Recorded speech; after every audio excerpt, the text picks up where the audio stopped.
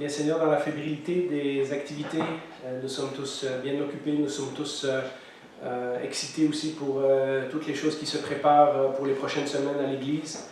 Certains d'entre nous ont des tâches aussi à accomplir et sont peut-être distraits ou anxieux pour ces choses-là. Nous te demandons ce matin de calmer nos craintes, d'ouvrir nos cœurs à ta parole. Nous venons à tes pieds pour entendre cet enseignement précieux que tu veux que nous entendions ensemble. Alors nous te demandons, en tant que ton Église, en tant que ton peuple ce matin, de parler à nos cœurs, de nous toucher, de toucher ceux qui n'ont pas encore été touchés, que le Saint-Esprit puisse faire son travail ce matin, non seulement pour nous expliquer la parole, mais aussi pour faire le travail du cœur, que toi seul peux faire. Au nom de Jésus, nous te prions. Amen. Je vais parler aujourd'hui, nous approchons petit à petit de la fin de la vie de Jésus, et nous sommes rendus dans Luc chapitre 17, et je vais parler aujourd'hui de cette histoire que vous connaissez peut-être, de ces 10 lépreux qui ont été guéris. Une chose que vous allez constater, c'est que Jésus guérit de toutes sortes de façons, il guérit toutes sortes de gens, et il est même capable de guérir un groupe de 10 personnes à la fois. Et bien que ce soit un miracle extraordinaire, l'emphase ne sera pas mise dans la prédication d'aujourd'hui sur le miracle en lui-même, mais sur autre chose qu'on va parler dans quelques instants.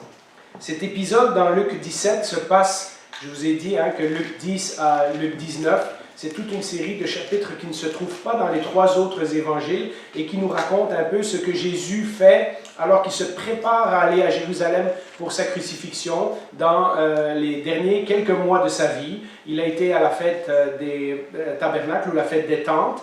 Ensuite, il est allé à Béthanie pour visiter Marthe et Marie. À cette occasion, on a vu la correction qu'il a dû donner à Marthe pour son attitude.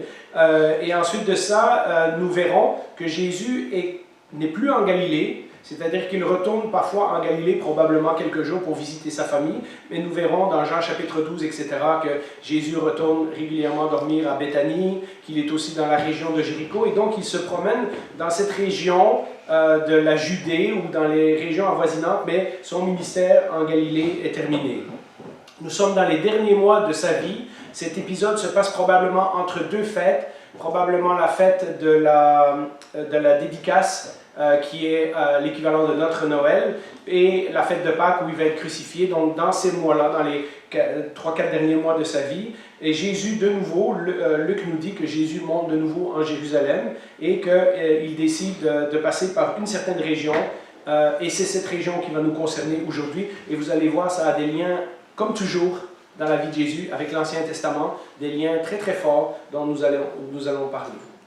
C'est une histoire avant tout de compassion, et c'est ce que nous allons voir. La route que Jésus prend pour aller de Galilée à Jérusalem, on pouvait passer d'un côté du Jourdain, où on passait ce qui est la Jordanie actuellement, et c'était un chemin plus long, mais ce chemin-là évitait la Samarie. Et on en a déjà parlé, vous savez que les Samaritains et les Juifs n'étaient pas en bons termes, et donc pour la plupart des Juifs qui allaient à la fête à Jérusalem, ils faisaient le détour par l'autre côté du Jourdain. Mais on voit que dans le cas de Jésus, c'est plusieurs fois qu'il décide de traverser délibérément la Samarie. Il a des rendez-vous en Samarie qu'il ne veut pas rater. Il a plusieurs personnes qu'il va toucher par le message de l'Évangile en Samarie. Et même si Jésus dira à un moment donné « J'ai été envoyé aux brebis perdues de la maison d'Israël », il signifie déjà à ses disciples qu'il y a d'autres gens que les Juifs qui vont être ajoutés au peuple de Dieu. Et donc, à chaque fois que les évangiles, et en particulier Luc, aime beaucoup les Samaritains, c'est lui qui nous raconte la parabole du bon Samaritain et plusieurs autres histoires. À chaque fois que nous voyons Jésus passer par la Samarie, il faut que nous fassions attention, parce que Jésus a un rendez-vous. Jésus a une mission à accomplir.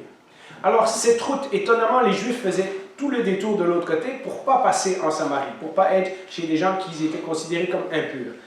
Mais la route que Jésus prend, c'est la route commerciale. Si vous regardez peut-être à l'arrière de vos Bibles, vous avez des cartes et vous verrez qu'il y a une grande route commerciale qui vient du Liban et qui va jusqu'en Égypte, et elle traverse cette région-là. Et donc c'est une route comme les Romains aimaient faire à cette époque-là. Hein. C'est probablement une route très large avec beaucoup de trafic.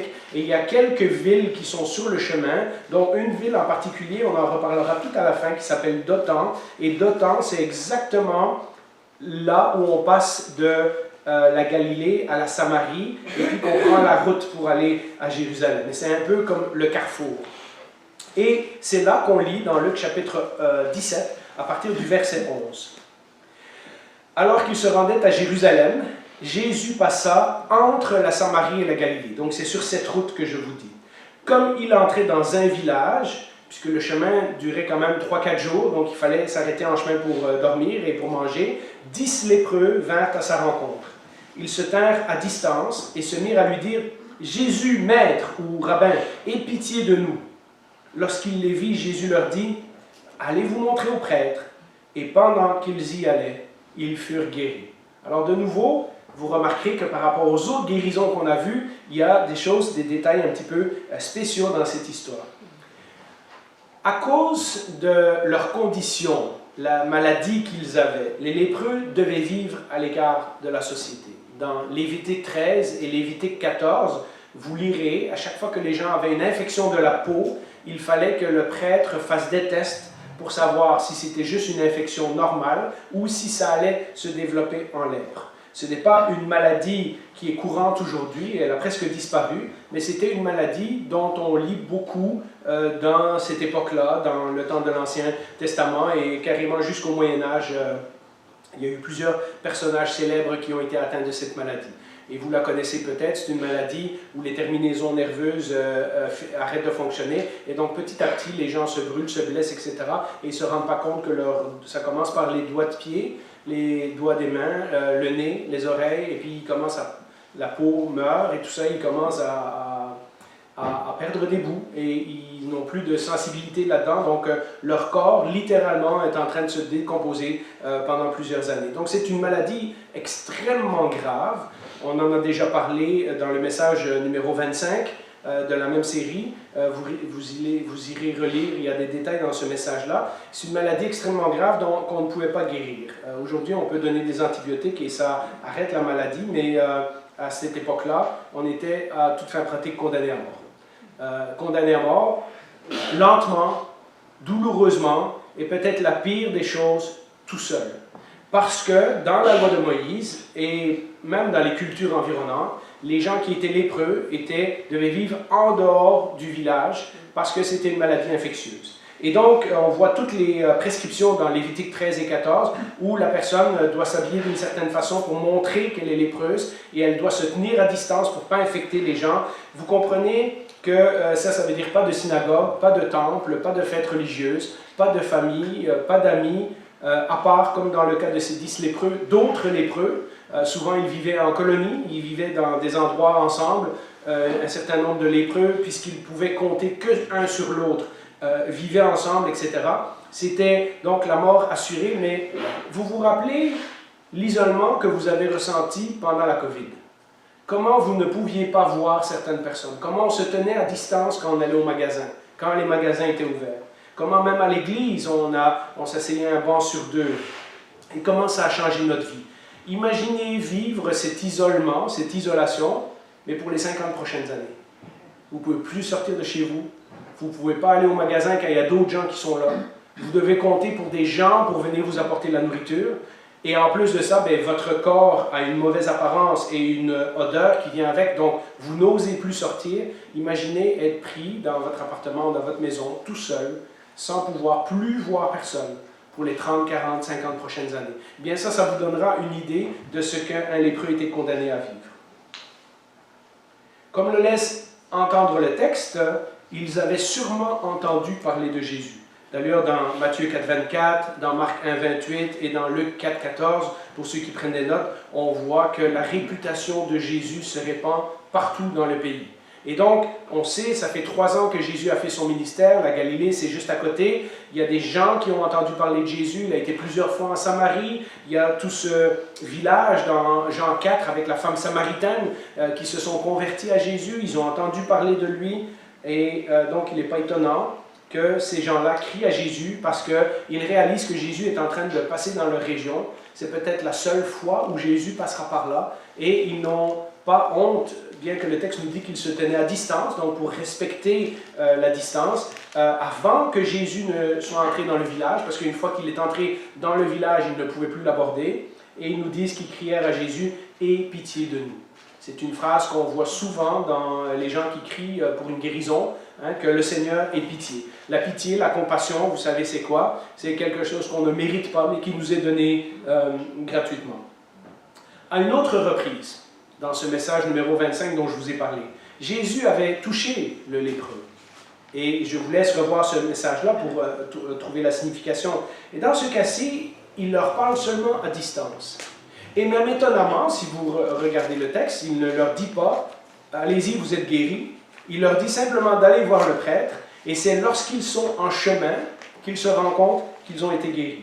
Et donc, ça démontre une fois de plus que Jésus peut faire ce qu'il veut. Il guérit comme il veut, quand il veut, à distance, de près, en touchant, en pas touchant, tout de suite ou en retardement. En deux étapes aussi, on a vu, je ferai un jour un message qui récapitule tout le ministère de Jésus avec les malades. Mais je vous en parle vite, parce que vous savez que dans une certaine frange du milieu évangélique, il y a un peu des doctrines d'évangile de prospérité qui parcourent et qui essayent de trouver une formule. Et or, on verra dans ce texte qu'il n'y a pas de formule. Jésus fonctionne de toutes sortes de façons différentes. Et cette fois-ci, au lieu de faire comme la dernière fois, de les toucher, de leur dire une parole ou éventuellement de peut-être chasser un démon, il leur dit « allez vous montrer au prêtre ». Alors, qu'est-ce que ça signifie? Eh bien, il y avait des prêtres dans le temple, mais il y avait aussi des prêtres locaux. Dans certaines régions, il y avait des endroits où il y avait des prêtres qui exerçaient leur ministère et on pouvait aller les voir. Et donc, c'est ce prêtre local, probablement dans un village environnant ou quoi, que Jésus leur dit « allez le consulter ». Parce que de nouveau, dans Lévitique 13 et 14, lorsque vous aviez la lèpre et que vous pensiez que vous étiez peut-être guéri, eh bien, il fallait aller voir le prêtre et c'est lui qui devait confirmer votre guérison. À ce moment-là, il vous donnait une attestation et avec la parole du prêtre, vous pouviez, si vous étiez guéri, retrouver une vie normale. Et donc, c'était très important d'aller se faire examiner par le prêtre. Et Jésus leur dit d'y aller, et c'est en chemin, je ne sais pas à quelle distance ils étaient, mais vous imaginez, ils ont la lèvre, ils commencent à marcher, et tout à coup, il y en a un qui regarde ses doigts, puis il se rend compte que ses doigts sont plus comme avant, et puis il regarde l'autre, et il dit hey, « ton visage est... » En partant déjà, c'est un miracle extraordinaire, la régénération de la peau, des terminaisons nerveuses, etc. Je ne parlerai même pas du côté médical, mais 10 personnes d'un coup, avec une seule parole de Jésus, sont guéries. Et donc, il faut imaginer tout ce que je vous ai dit avant sur l'isolement, sur la maladie, sur le fait qu'on ne participe plus à la vie sociale, sur le fait que notre corps se décompose, etc. Et puis mettre ça en parallèle avec la guérison et imaginer la joie que quelqu'un peut ressentir alors qu'il est en chemin et se rendre compte que sur un simple mot de Jésus, il a été guéri. Si on parlait de compassion avant, ceci nous amène à la gratitude, mais une gratitude différente, une gratitude mêlée d'adoration. Une guérison comme celle-là, comme je l'ai dit, aurait été la source d'une grande joie. Ceux qui, auparavant, étaient assurés d'une mort lente et certaine, maintenant pouvaient envisager de revivre leur vie avec leurs amis, avec leur famille, retourner à la synagogue et toutes ces choses-là. Mais être guéri de la lèpre, est-ce que c'est juste ça que Luc essaie de nous raconter? Est-ce qu'il veut juste dire que Jésus a fait un miracle et puis donc on a tous le droit de faire des miracles? Lisons la suite.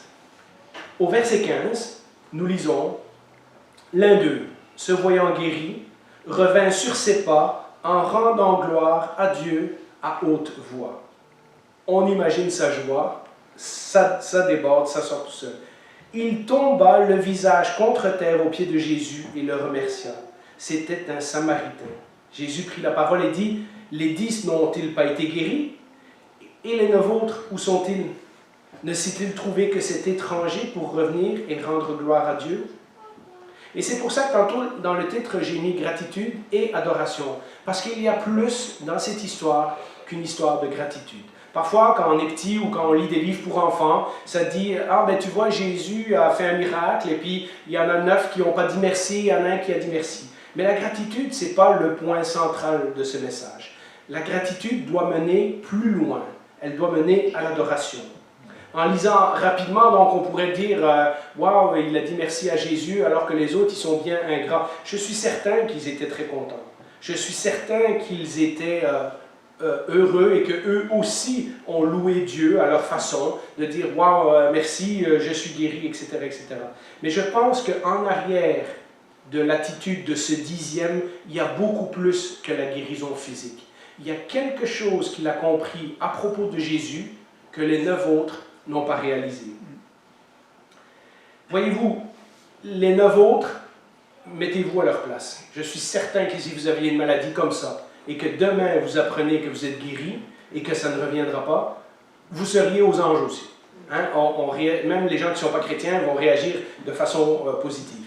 Mais ce 10e, il reconnaît quelque chose de plus. Il reconnaît que Dieu est en train de travailler et d'opérer au travers de cet homme nommé Jésus. Il y a quelque chose dans ce Jésus au travers duquel Dieu travaille d'une façon spectaculaire que les autres n'ont pas vu. Et sa gratitude est complètement différente de celle des autres. Les autres auraient pu dire « Waouh, je suis guéri, je suis tellement content. » Et vous savez, on a encore des gens comme ça aujourd'hui. Mais sa gratitude, elle se termine à genoux devant Jésus. La face contre terre. Il y a un geste d'adoration là. Vous savez, si moi j'étais malade, et que j'allais voir un pasteur, et que je demandais au pasteur de prier pour moi, et qu'après j'étais guéri, je ne me mettrais pas à genoux devant le pasteur. Je ne remercierai pas ce pasteur-là en prétendant que c'est lui, au travers de sa prière, qui m'a guéri. Je remercierai Dieu, n'est-ce pas? Eh bien, il faut voir dans ce récit qu'il y a quelque chose d'extraordinaire là. Cet homme-là n'aurait pas été au temple et se prosterner devant le prêtre qui lui dit « Tu es guéri ». Mais il retourne et il se met face contre terre devant Jésus. Une attitude de soumission, une attitude d'adoration, comme on le voit plusieurs fois dans la Bible. Une attitude de reconnaître que celui devant lequel on est prosterné, c'est le Maître. Comme ils ont dit dans la phrase au début, « Maître, aie compassion de nous, aie pitié de nous ». Lui, il a vraiment compris que Jésus est véritablement le Maître de tout. Plein de gens, aujourd'hui, et on en connaît, et vous en connaissez peut-être, nous on a expérimenté ça plusieurs fois dans notre entourage, des gens qui ont eu des graves maladies, qui ont prié, l'Église a prié pour eux, etc. Et puis finalement, ces gens-là, quand le problème disparaît, ils sont reconnaissants parfois à Dieu. Moi, j'entends beaucoup de mes amis non-chrétiens dire merci à la vie, hein, merci à l'univers, des choses comme ça. Alors, la reconnaissance, elle est là. On est content qu'on n'est plus dans la situation qu'on était avant. Mais combien de cette reconnaissance conduit à l'adoration? Seulement quand on a compris que la réponse qu'on a eue vient de Dieu. Et c'est ce que cet homme a compris et ce que les autres n'ont pas compris. D'ailleurs, pour beaucoup des gens du monde, quand nous prions pour une guérison, pour passer au travers d'une situation, etc., parfois il y a presque cette attitude que ben, si on prie à Dieu et qu'on fait le bon rituel et qu'on va à l'église et qu'on montre qu'on est humble, etc., que Dieu nous le doit. Que ce n'est pas normal qu'on aille mal, il faut que Dieu nous guérisse, il faut que Dieu règle notre problème, etc. Mais vous pensez, quand on pense que Dieu est obligé de nous sortir de là, ben, après tout, on a fait la bonne prière, on a été à l'église, on a été dans la bonne église, hein, il faut que ce soit une église évangélique et baptiste en plus, et on a toutes fait les bonnes règles, on est venu quelques mois à l'église, le Seigneur nous a guéris, bon maintenant on n'a plus besoin du Seigneur. Voyez comment il peut avoir un genre de reconnaissance qui est une reconnaissance générale, mais qui ne conduit pas à l'adoration. Un genre de reconnaissance, la gratitude pour ce qu'on a vécu, mais qui ne nous conduit pas à devenir disciples de Jésus-Christ. Si Dieu m'aime, après tout, si Dieu aime tous les humains, il devrait me sortir de cette situation-là, sinon il est injuste. Vous voyez, c'est comme ça que les gens pensent. R.C. Sproul, que j'écoutais il y a quelques semaines, dit que on ne pense pas souvent à ça. Mais j'ai bien aimé sa réflexion. Mais lui, il dit, si je vous demandais c'était quoi le plus gros péché dans votre vie, très peu d'entre vous répondraient le manque de gratitude ou le manque d'adoration. On va parler d'orgueil, on va parler de ci, on va parler de ça. Mais aucun de nous pense qu'on est ingrat. Hein? Aucun de nous pense qu'on manque de gratitude. Imaginez, cependant, faites l'exercice, si Adam et Ève, au lieu d'écouter la parole de Satan, lui avait ri dans la face et avait dit « Quoi? Le Seigneur nous a donné 10 000 arbres. On peut goûter à tout, on a tout ça, on a tout ce jardin, etc. Et toi, tu voudrais qu'on désobéisse au Seigneur pour un arbre? » Vous voyez comment le manque de gratitude se retrouve dans le péché d'Adam et Ève. Ils n'en avaient pas assez des 10 000 arbres. Il a fallu qu'ils goûtent à celui que Dieu avait dit « Ne touche pas à celui-là. » Et donc, vous voyez comment l'orgueil, la désobéissance, etc., tout ça aussi, c'est fortement relié à l'ingratitude. De fait, si on pense que Dieu nous doit bien ça, alors on n'a pas de raison de l'adorer. On lui dit merci, c'est comme une machine automatique. On fait la bonne formule, Dieu nous le donne, on lui dit merci, mais c'est tout, ça ne va pas plus loin. Et on continue notre vie. Mais celui qui réalise que sa vie a été littéralement sauvé et qu'il a reçu une nouvelle vie, une nouvelle chance de vivre avec le Seigneur. Celui qui réalise qu'il ne méritait absolument rien de la part de Jésus, à part que Jésus décide d'avoir pitié de lui. Comme le dit le texte ici, celui-là ne peut pas s'empêcher d'adorer de tout son être. Et c'est une chose qu'on doit réfléchir, nous, en tant que chrétiens. Si nous venons à l'Église et que nous avons cette attitude que, comme je vais à l'Église, le Seigneur il va être bon pour moi, il est obligé. Il y a quelque chose que nous n'avons pas compris. Si nous venons à l'Église et qu'à chaque fois que nous lisons cette histoire ou n'importe quelle autre histoire de la Bible, notre cœur est profondément touché et on se revoit dans ces gens-là, dans ces histoires-là, et on réalise que tout ce qu'on a reçu, la nouvelle vie qu'on a maintenant en tant que chrétien, tout ça c'est un cadeau inestimable de Jésus-Christ, alors ça devrait conduire à l'adoration. Si on a un problème d'adoration, on a un problème de gratitude. Je vous laisse réfléchir à ça. Alors on pourrait se demander, ok, il y a la compassion, on comprend, Jésus fait compassion. Il y a la gratitude qui conduit à l'adoration, la réaction de cet homme qui se rend compte que Jésus lui a donné une nouvelle vie. Mais alors, c'est quoi le rôle de la foi dans tout ça? Puisque Jésus va lui dire au verset 19, et de nouveau, l'évangile de prospérité mélange les choses, met la foi au mauvais endroit. Regardez au verset 19. Il lui dit, « Lève-toi, vas-y, ta foi t'a sauvé. » Ça ne vous surprend pas? Parce que nulle part ailleurs dans le texte, il n'est dit que ces hommes ont approché Jésus par la foi et que parce qu'ils ont cru, Jésus les a guéris. Ça dit en fait exactement le contraire. Ils ont été guéris et il y en a un, en se rendant compte qu'il a été guéri, retourne vers Jésus, adore Jésus et c'est à ce moment-là que Jésus lui dit « Ta foi t'a sauvé ». Est-ce que Jésus est en train de parler de la guérison physique? Ou il est en train de parler d'autre chose. Donc, quel est le rôle de la foi? La leçon de ce texte, ce n'est pas qu'il a été guéri parce qu'il avait la foi. Ce n'est pas, si tu as la foi et que tu es guéri, n'oublie pas d'être reconnaissant. Hein? Sinon, le Seigneur va te taper sur les doigts. Vous voyez, c'est en manifestant sa foi après qu'il ait reçu la guérison, en reconnaissant donc que Jésus est quelqu'un d'exceptionnel et en adorant Jésus, et remarquez que Jésus lui dit, lui dit pas, non, relève-toi, il ne faut pas te prosterner devant moi. Jésus accepte son adoration tout à fait comme le ferait s'il était véritablement Dieu. C'est en reconnaissant que Dieu travaille puissamment au travers de Jésus que cet homme reçoit une seconde guérison beaucoup plus importante que la première.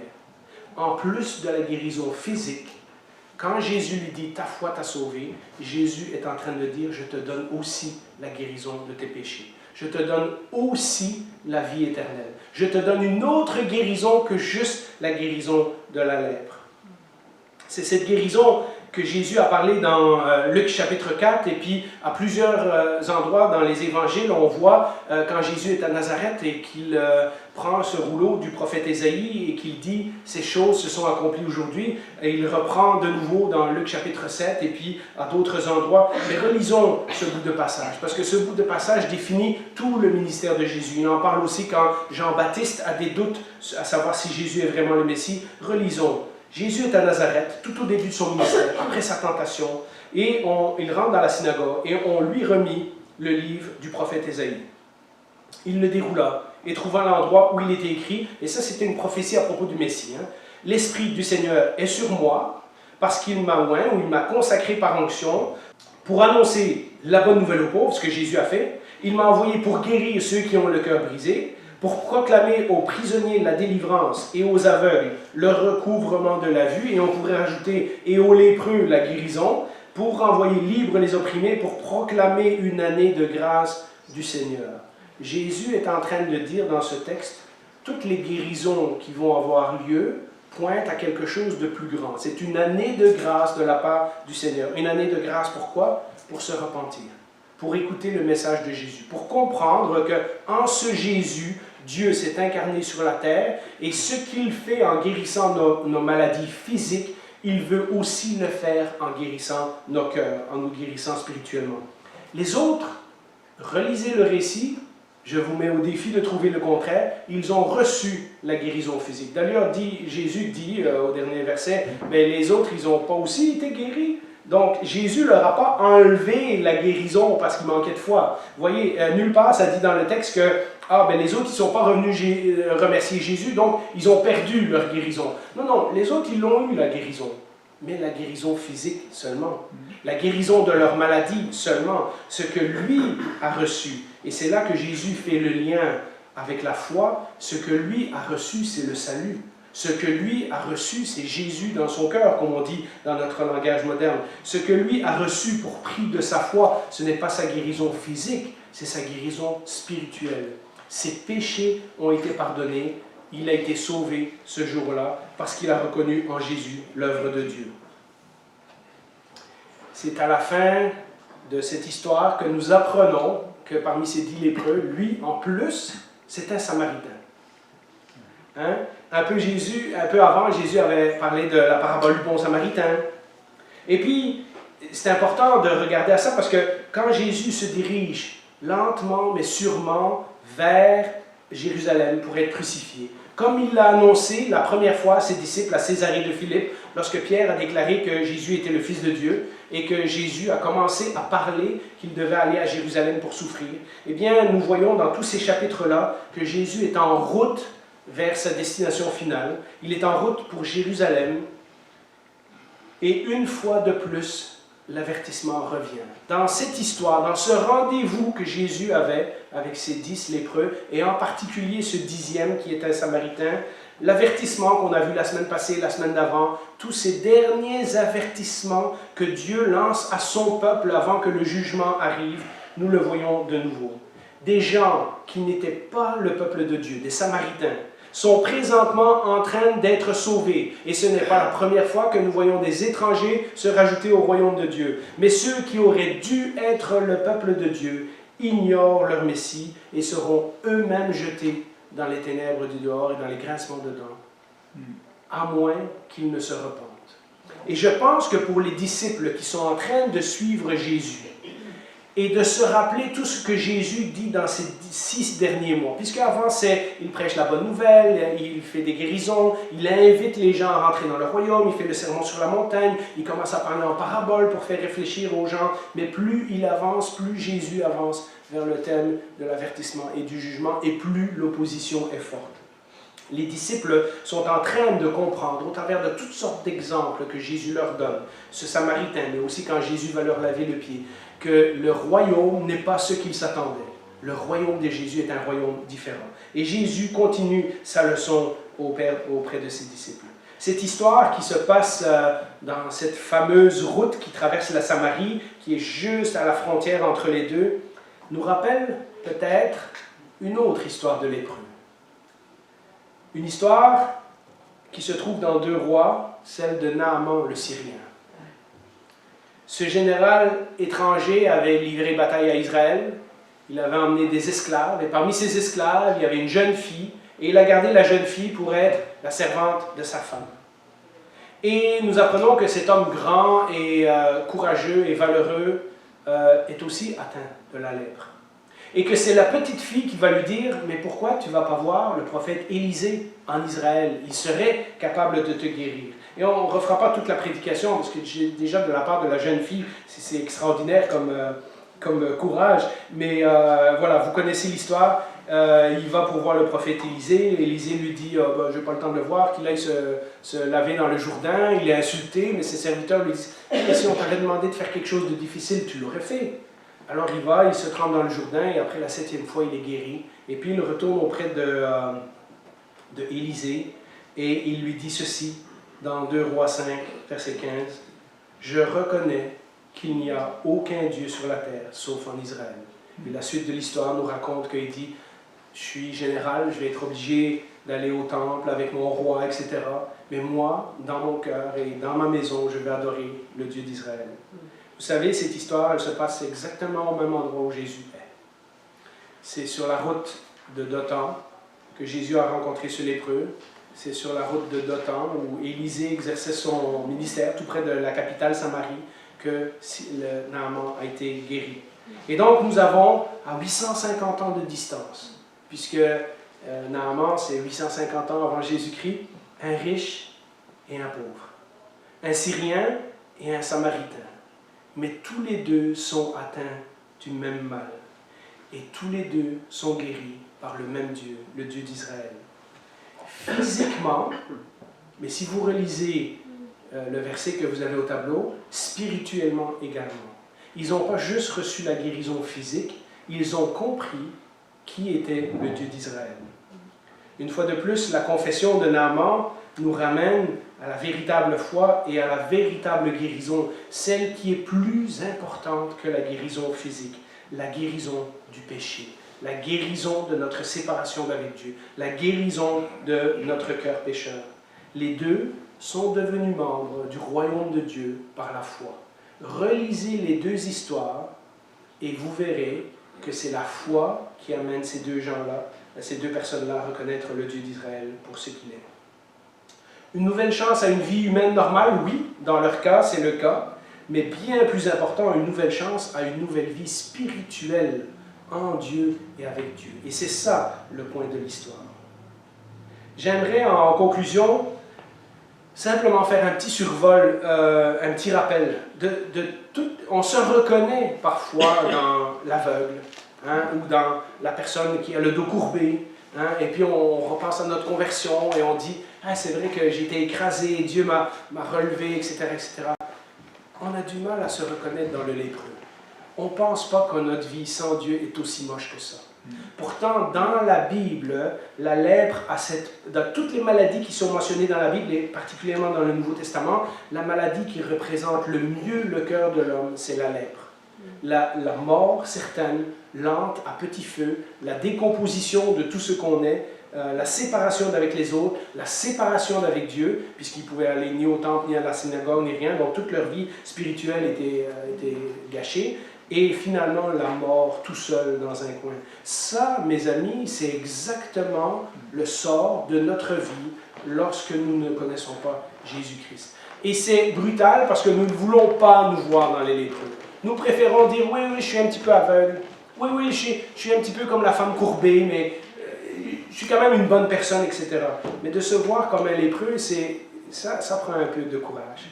De voir que notre vie est en décomposition totale, comme cette maladie physique le représente, c'est difficile. Beaucoup de gens ont rencontré Jésus, ont été guéris de maladies physiques, et nous avons vu plusieurs fois c'est le cas, mais sans jamais réaliser que leur maladie physique représentait une maladie spirituelle beaucoup plus grave.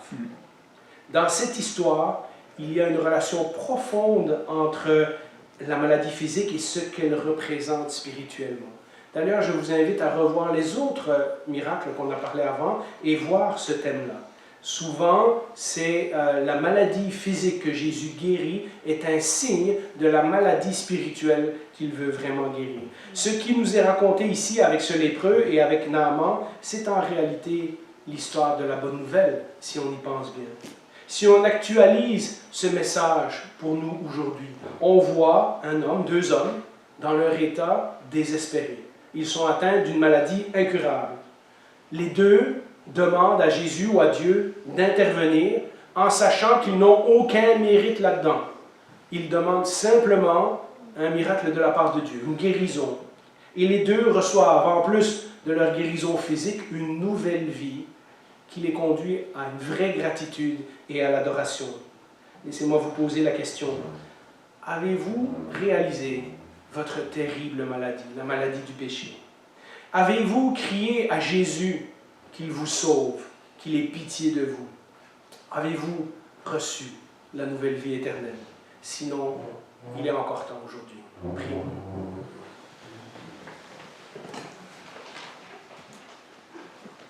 Bien Seigneur, il y a cette vieille prière anglicane qui nous dit « Montre-nous notre cœur, montre-nous ta parole, montre-nous notre Sauveur. » On prie souvent le dimanche matin, et je le fais régulièrement, que tu nous montres notre Sauveur au travers de la parole. La partie qu'on aime moins de cette prière, c'est « Montre-nous notre cœur ».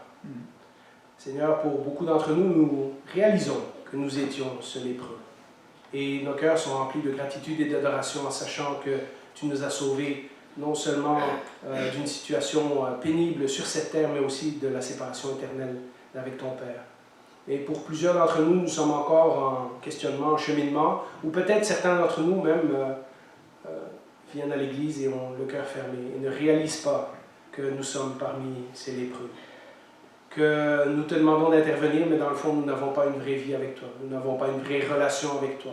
Nous sommes contents quand tu réponds à nos prières, mais ça s'arrête là. Il n'y a pas d'adoration. Il n'y a pas l'envie de te suivre. Il n'y a pas ce chemin de la foi, ce chemin du disciple.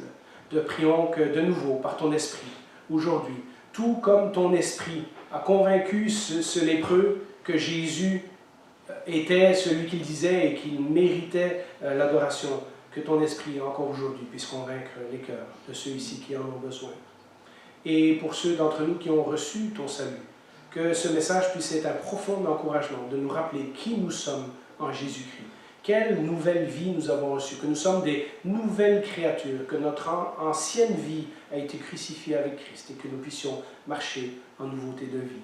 Au nom de Jésus, nous te prions parce que c'est lui qui rend tout ça possible par sa mort sur la croix et sa résurrection. Amen. Amen.